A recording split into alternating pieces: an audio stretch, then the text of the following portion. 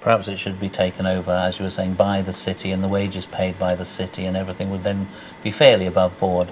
We could do with a few more public sector jobs. I personally would have no problem with the city being involved strategically with the organisation of the big event. Yes. I see the role of Pride as organising a fantastic parade. And there, you almost limit the potential loss that an organisation can build up.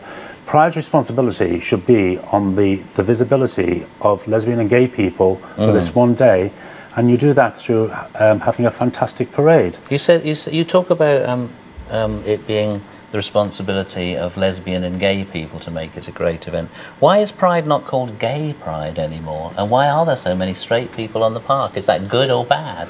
Well, it all depends which camp you sit in. You know, you've got the integration camp over here, and you've got the people that say, you know, we want it to be a lesbian and gay event over here. I sort of sit in the middle. I can see both sides of the argument. This is our one day of the year when we can get together and have a great time as lesbian and gay people. There's an awful lot of lesbian and gay people, especially the younger ones, that don't understand about the struggles we had during the 80s with Section 28 and things like that. Who just see Pride now as another party on the park.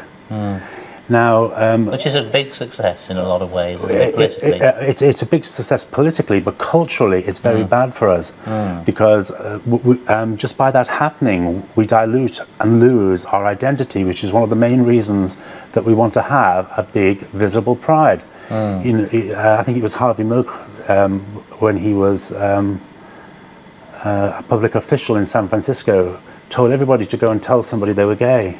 And this is one day of the year we have an opportunity to show all the people in Brighton that there are an awful lot of gay people here. I was just going to ask you about the nature of Pride as well, because to a lot of people it is overtly sort of sexual, I suppose. Maybe that's the wrong word. It's very sort of you know, in your face. In your face, absolutely.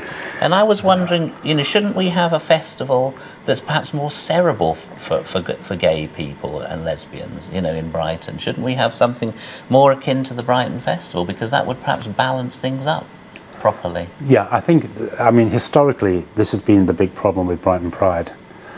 I've just come back from Dublin. Dublin Pride was a very political pride this year. It was called We Are Family. And it was about family legislation and civil partnership legislation in Ireland. Last year, Dublin Pride attracted maybe 5,000 people. This year, they made it political, and 100,000 people turned up, and the whole city was overwhelmed, and it came to a standstill.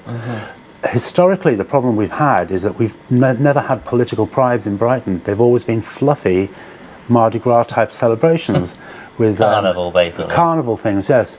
And so I really believe that's held us back. I think if we'd have had political prides for the last 10 years, we'd be an awful lot more along the road to having our organisations integrated and mainstreamed with local services than we are at the moment. I mean, obviously you're in a good position at G-Scene, but couldn't we have a week of, like, you know, bookish type events like they have in Brighton, you know, literary festival that ran with it, or films, or that sort of thing would maybe give the full balance. I think that would be great. You know, the Lesbian and Gay Film Festival should be on during the Pride Week. It just makes sense. We should have a Pride Arts Festival, but because the focus is sort of all centred on this one day, we're paying, you know, £300,000-400,000 for 7 hours on Preston Park.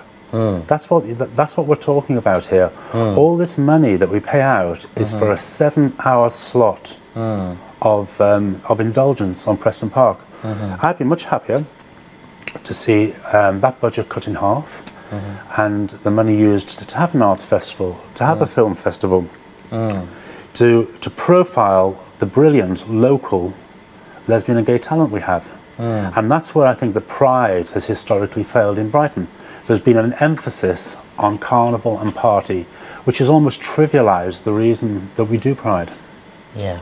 Well, in a sentence then, what is the way forward for Pride? What should happen in the next few weeks? Obviously support this one, I suppose, you think? Or? I think the most important thing is to get through this event, and to make sure that we make the most of a bad job.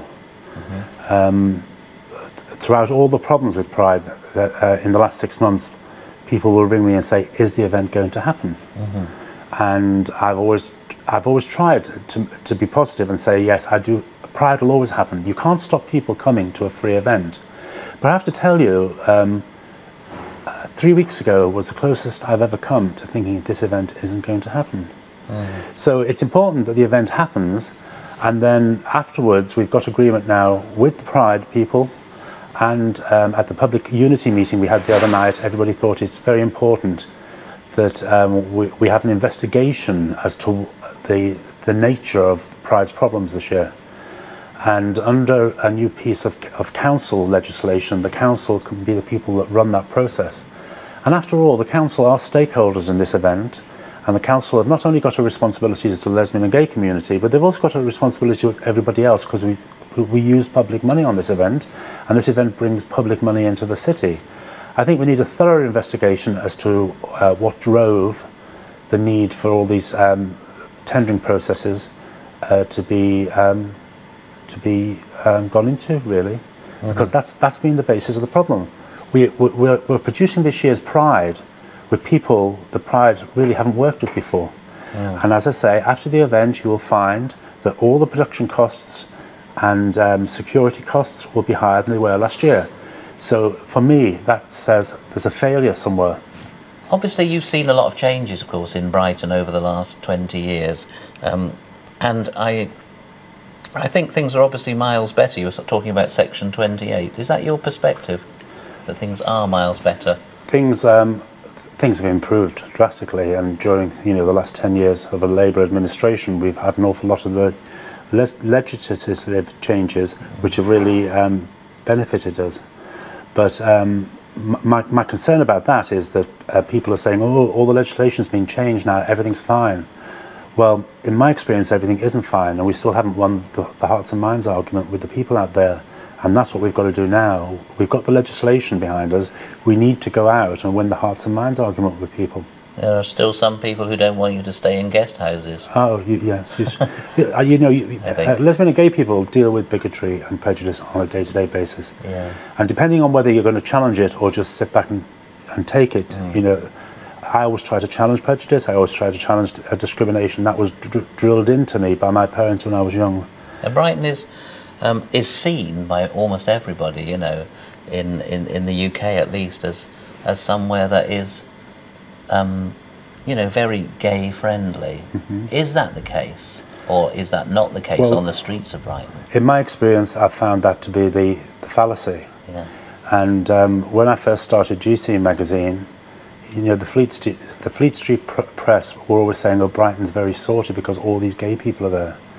And my experience was that having all of these gay people here was part of the problem, because an awful lot of the gay men that were here in the 70s and 80s were older gay men in established relationships, and they didn't really want too much campaigning going on. And they came down to live in Brighton for a quiet life. Brighton became much more radical in the 80s with AIDS and HIV. That made a big difference to the politics locally. But my view is that there is an undercurrent of poverty in Brighton. An awful lot of very young gay people migrate to Brighton because they see it as the gay capital. They see the streets paved with gay gold or whatever it is. They see it as an island, basically, of sanity, really, don't they? But the issue you have with people that are marginalised is that when people that are marginalised can't afford to live, they will go into sex and prostitution and things like that, and that's a huge problem with these youngsters that come to live here. Okay, thank you very much, James. That was really great, very informative. Bill. Good. And obviously a lot to think about. If anybody does want to come back at James or come back at our programme, feel free to get in touch with us. Okay, over and out. Great. I think that'll probably do. I'll edit that up and probably tomorrow. And if it's